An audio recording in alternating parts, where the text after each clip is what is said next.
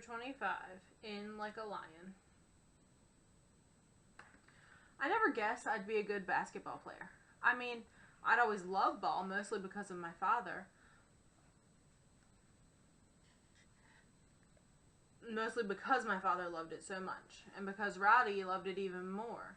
But I figured I'd always be one of those players who sat on the bench and cheered his bigger, faster, and more talented teammates to victory and or defeat. But somehow or another, as the season went on, I became a freshman starter on the varsity basketball team. And sure, all of my teammates were bigger and faster, but none of them could shoot like me. I was the hired gunfighter. Back on the res, I was a decent player, I guess. A rebounder and a guy who could run up and down the court without tripping, but something magical happened to me when I went to Reardon. Overnight, I became a good player. I suppose it had something to do with confidence. I mean, I'd always been the lowest Indian on the reservation totem pole. I wasn't expected to be good, so I wasn't. But in Reardon, my coach and the other players wanted me to be good. They needed me to be good. They expected me to be good. And so I became good. I wanted to live up to expectations. I guess that's what it comes down to. The power of expectations. As they expected more of me, I expected more of myself, and it just grew and grew until I was scoring 12 points a game. As a freshman! Coach was thinking I could be an all-state player in a few years. He was thinking maybe I'd play some college ball. It was crazy. How often does a reservation Indian kid hear that? How often do you hear the words Indian and college in the same sentence? Especially in my family. Especially in my tribe. But don't think I'm getting stuck up or anything. It's still absolutely scary to play ball, to compete, to try to win. I throw up before every game. Coach said he used to throw up before games. Kid, he said, some people just need to clear the pipes before they can play. I used to be a yucker. You're a yucker. Ain't nothing wrong with being a yucker. So I asked Dad if he used to be a yucker. What's a yucker, he asked. Somebody who throws up before the basketball games, I said. Why would you throw up? Because I'm nervous. You mean because you're scared? Nervous, scared, same kind of things, aren't they? Nervous means you want to play. Scared means you don't want to play. Alright, so Dad made it clear. I was a nervous yucker in Reardon. Back in Welpinit, I was a scared yucker. Nobody else on my team was a yucker. Didn't matter, one way or the other, I guess. We were just a good team, period. After losing our first game to Welpinit, we won 12 in a row. We just killed people, winning by double figures every time. We beat our arch rivals Davenport by 33. Townspeople were starting to compare us to the great Reardon teams of the past.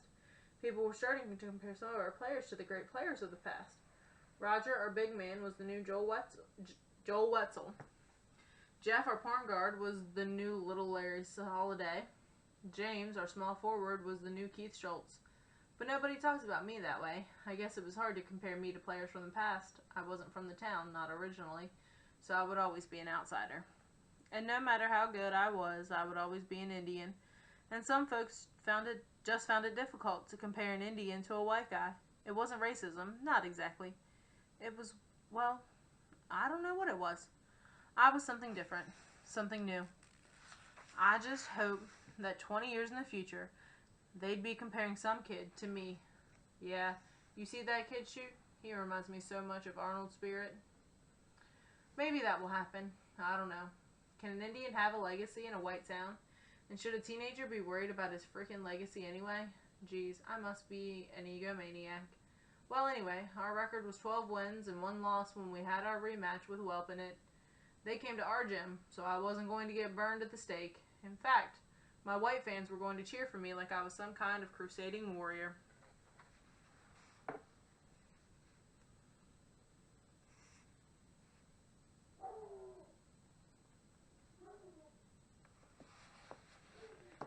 Geez, I felt like one of those Indian scouts who led the U.S. cavalry against the other Indians. But that was okay, I guess. I wanted to win. I wanted revenge. I wasn't playing for the fans. I wasn't playing for the white people. I was playing to beat Rowdy. Yep, I wanted to embarrass my best friend. He'd turned into a stud on his team. He was only a freshman too, but he was averaging 25 points a game. I followed his progress in the sports section. He'd led the Welpinit Redskins to a 13-0 record. They were the #1 ranked small school in the state. Welpinett had never been ranked that high, and it was all because of Rowdy. We were ranked number 2, so our game was a big deal, especially for our small school battle. And most especially because I was a Spokane Indian playing against his old friends and enemies. A local news crew came out to interview me before the game. "So, Arnold, how does it feel to play against your former teammates?" the sports guy asked me. "Kind of weird," I said. "How weird?" "Really weird." Yep, I was scintillating. The sports guy stopped the interview. "Listen," he said, "I know this is a difficult thing. You're young, but maybe you could get more specific about your feelings?" "My feelings?" I asked. "Yeah, this is a major deal in your life, isn't it?" "Well, duh. Yeah, of course it was a major deal. It was maybe the biggest thing in my life ever. But I wasn't about to share my feelings with the whole world, and I wasn't going to start blubbering for the local sports guy like he was my priest or something. I had some pride, you know? I believed in my privacy. It wasn't like I'd called the guy and offered up my story, you know? And I was kind of suspicious that white people were really interested in seeing some Indians battle each other. I think it was sort of like watching dogfighting, you know? It made me feel so exposed and primitive. "So, okay," the sports guy said. "Are you ready to try again?" "Yeah." "Okay, let's roll." The camera guy started filming. "So, Arnold," the sports guy said, "back in December, you faced your old classmates and fellow Spokane tribal members in a basketball game back on the reservation, and you lost. They're now the number 1 ranked team in the state, and they're coming to your home gym. How does that make you feel?" "Weird," I said. "Cut, cut, cut, cut," the sports guy said. He was mad now. "Arnold," he said, "could you maybe think of a word besides weird?" I thought for a bit. "Hey," I said, "how about I say that it makes me feel like I've had to grow up really fast, too fast, and that I've come to realize that every single moment of my life is important, and that every choice I make is important, and that a basketball game, even a game between 2 small schools in the middle of nowhere, can be the difference between being happy and being miserable for the rest of my life." "Wow," the sports guy said. "That's perfect. That's poetry. Let's go with that, okay?" "Okay," I said. "Okay, let's roll tape," the sports guy said again and put the microphone in my face. "Arnold," he said, "tonight's going to be a battle against your former teammates and Spokane tribal members, the Welpinett Redskins. They're the number 1 ranked team in the state, and they beat you pretty handily back in December. Some people think they're going to blow you out of the gym tonight. How does that make you feel?" "Weird," I said. All right, that's it," the sports guy said. "We're out of here." "Did I say something wrong?" I asked. "You are a little asshole," the sports guy said. "Wow, are you allowed to say that to me?" "I'm just telling the truth." He had a point there. I was being a jerk. "Listen, kid," the sports guy said. "We thought it was an important story. We thought the story was about a kid striking out on his own, about being courageous. And all you want to do is give us grief." Wow, he was making me feel bad. "I'm sorry," I said. "I'm just a yucker." "What?" the sports guy asked. "I'm a nervous dude," I said. "I throw up before games. I think I'm just sort of, metaphorically throwing up on you. I'm sorry. The thing is, the best player on Welpinett, Rowdy, he used to be my best friend, and now he hates me. He gave me a concussion that first game, and now I want to destroy him. I want to score 30 points on him. I want him to remember this game forever." "Wow," the sports guy said. "You're pissed." "Yeah, you want me to say that stuff on camera?" "Are you sure you want to say that?" "Yeah." "Alright, let's go for it." They set up the camera again, and the sports guy put the microphone back in my face. "Arnold, you're facing off against the number 1 ranked Welpinett Redskins tonight, and their all-star Rowdy, who used to be your best friend back when you went to school on the reservation. They beat you guys pretty handily back in December, and they gave you a concussion. How does it feel to be playing them again?" "I feel like this is the most important night of my life," I said. "I feel like I have something to prove to the people in Rudin, to the people in Welpinett, and to myself." "And what do you have to prove?" the guy asked. "I have to prove that I'm stronger than everybody else. I have to prove that I will never give up. I will never quit playing hard. And I don't just mean in basketball. I'm never going to quit living this life hard, you know? I'm never going to surrender to anybody. Never, ever, ever. How bad do you want to win?" "I've never wanted anything more in my life. Good luck, Arnold. We'll be watching." The gym was packed 2 hours before the game. 2,000 people yelling and cheering and stomping. In the locker room, we all got ready in silence, but everybody, even Coach, came up to me and patted my head or shoulder or bumped fists with me or gave me a hug. this was my game. This was my game. I mean, I was still just the second guy off the bench, just the dude who provided instant offense, but it was all sort of warrior stuff too.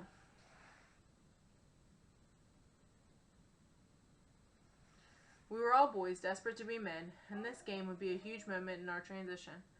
Okay, everybody, let's go over the game plan, Coach said. We all walked over to the chalkboard area and sat on folding chairs. Okay, guys, Coach said. We know what these guys can do. They're averaging 80 points a game. They want to run and run and run. And when they're done running and gunning, they're going to run and gun some more. Man, that wasn't much of a pep talk. It sounded like Coach was sure we were going to lose. And I have to be honest, guys, Coach said. We can't beat these guys with our talent. We just aren't good enough. But I think we have bigger hearts, and I think we have a secret weapon. I wondered if Coach had maybe hired some mafia dude to take out Rowdy.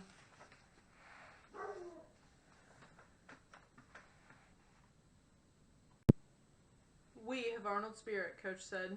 Me? I asked. Yes, you, Coach said. You're starting tonight. Really? Really. And you're going to guard Rowdy the whole game. He's your man. You have to stop him. If you stop him, we win this game. It's the only way we're going to win this game. Wow. I was absolutely stunned. Coach wanted me to guard Rowdy. Now, okay, I was a great shooter, but I wasn't a great defensive player. Not at all. There's no way I could stop Rowdy. I mean, if I had a baseball bat and a bulldozer, maybe I could stop him. But without real weapons, without a pistol, a man-eating lion, and a vial of bubonic plague, I had zero chance of competing directly with Rowdy. If I guarded him, he was going to score 70 points. Coach, I said, I'm really honored by this, but I don't think I can do it. He walked over to me, kneeled, and pushed his forehead against mine. Our eyes were like an inch apart. I could smell the cigarettes and chocolate on his breath. You can do it, Coach said. Oh man, that sounded just like Eugene. He always shouted that during any game I ever played. It could be like a three-legged sack race, and Gene would be all drunk and happy in the stands and be shouting, Junior, you can do it. Yeah, that Eugene. He was a positive dude, even as an absolute alcoholic who ended up getting shot in the face and killed. Geez, what a sucky life. I was about to play the biggest basketball game of my life, and all I could think about was my dad's dead best friend. So many ghosts.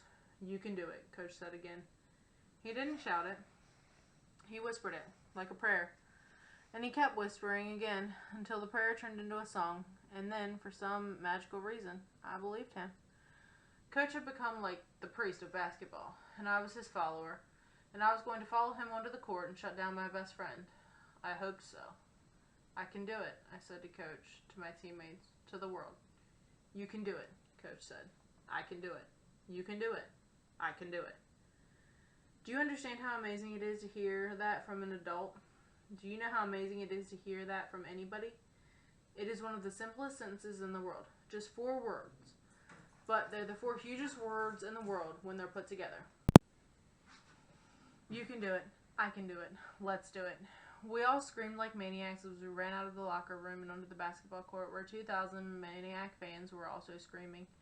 The Reardon band was rocking some Led Zeppelin. As we ran through our warm-up, layup drills, I looked up into the crowd to see if my dad was in his usual place, high up in the northwest corner, and there he was. I waved at him. He waved back. Yep, my daddy was an undependable drunk, but he'd never missed any of my organized games, concerts, plays, or picnics. He may not have loved me perfectly, but he loved me as well as he could. My mom was sitting in her usual place on the opposite side of the court from Dad.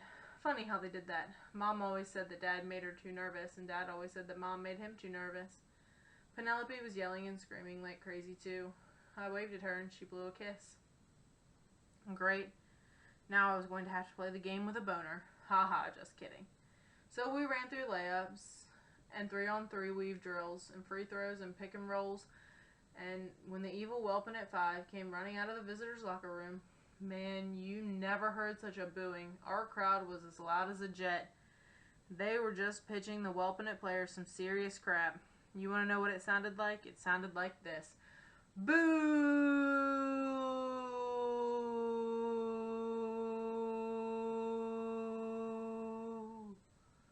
We couldn't even hear each other. I was worried that all of us were going to have permanent hearing damage. I kept glancing over at Welp and as they ran their layup drills, and I noticed that Rowdy kept glancing over at us. At me. Rowdy and I pretended that we weren't looking at each other, but man, oh man, we were sending some serious hate signals across the gym. I mean, you have to love somebody that much to also hate them that much, too. Our captains, Roger and Jeff, ran out to the center circle to have the game talk with the refs. Then our band played the Star-Spangled Banner, and then our 5 starters, including me, ran out onto the center circle to go to battle against Welp and its 5. Rowdy smirked at me as I took my position next to him. Wow, he said, you guys must be desperate if you're starting. I'm guarding you, I said. What? I'm guarding you tonight. You can't stop me. I've been kicking your ass for 14 years. Not tonight, I said. Tonight's my night. Rowdy just laughed. The ref threw up the opening jump ball. Our big guy, Roger, tipped it back toward our point guard, but Rowdy was quicker. He intercepted the pass and raced toward his basket. I ran right behind him. I knew that he wanted to dunk it. I knew that he wanted to send a message to us. I knew he wanted to humiliate us on the opening play. And for a second, I wondered if I should just intentionally foul him and prevent him from dunking. He'd get 2 free throws, but those wouldn't be nearly as exciting as a dunk. But no, I couldn't do that. I couldn't foul him. That would be like giving up. So I just sped up and got ready to jump with Rowdy. I knew he'd fly in the air about 5 feet from the hoop. I knew he'd jump about 2 feet higher than I could, so I needed to jump quicker. And then Rowdy rose into the air and I rose with him. And then I rose above him. Yep, if I believed in magic and ghosts, then I think maybe I was rising on the shoulders of my dead grandmother and Eugene, my dad's best friend, or maybe I was rising on my mother and father's hopes for me. I don't know what happened, but for once and for the only time in my life, I jumped higher than Rowdy. I rose above him as he tried to dunk it. I took the ball right out of his hands. Yep, we were like 10 feet off the ground, but I was still able to reach out and steal the ball from Rowdy, even in midair. I could see the absolute shock on Rowdy's face. He couldn't believe I was flying with him. He thought I was the only Indian Superman. I came down with the ball and spun and dribbled back toward our hoop. Rowdy was screaming with rage close behind me. Our crowd was insanely loud. They couldn't believe what I'd just done. I mean, sure, that kind of thing happens in the NBA and in college and in the big high schools, but nobody jumped like that in a small school basketball gym. Nobody blocked a shot like that. Nobody took a ball out of a guy's hands as he was just about to dunk. But I wasn't done. Not by a long shot. I wanted to score. I'd taken the ball from Rowdy, and now I wanted to score in his face. I wanted to absolutely demoralize him. I raced for our hoop. Rowdy was screaming behind me. My teammates told me later that I was grinning like an idiot as I flew down the court. I didn't know that. I just knew that I wanted to hit a jumper in Rowdy's face. Well, I wanted to dunk on him, and I figured with the crazy adrenaline coursing through my body, I might be able to jump over the rim again. But I think part of me knew that I'd never jump like that again. I only had one epic jump in me.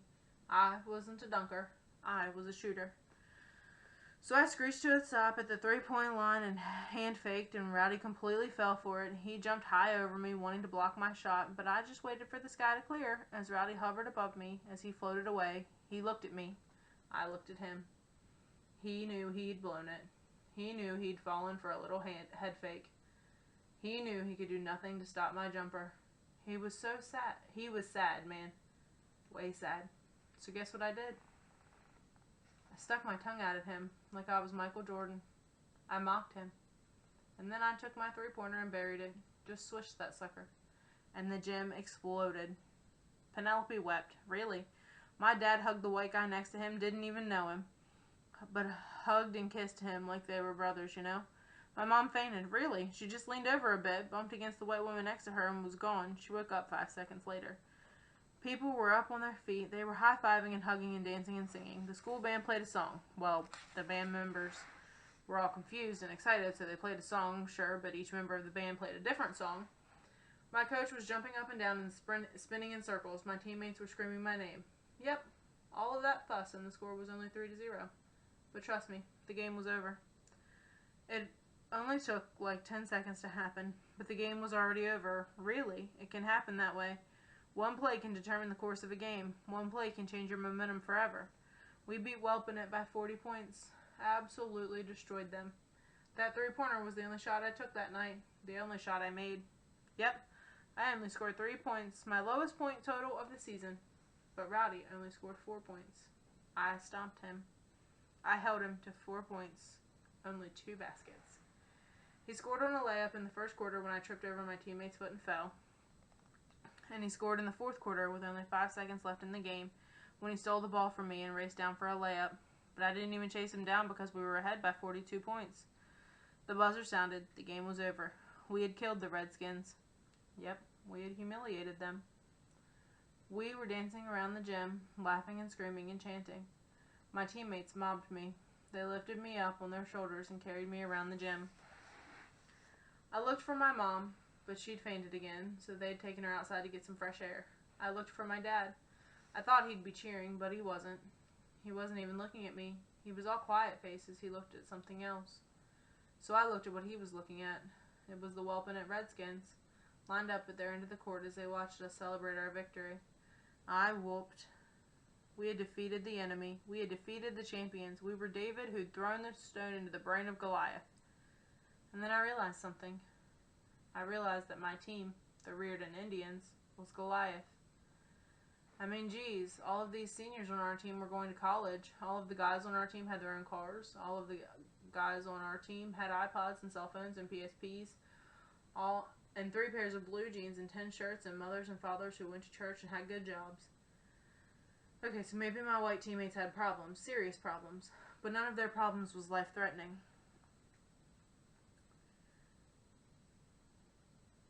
But I looked over at the whelping-it Redskins, at Rowdy.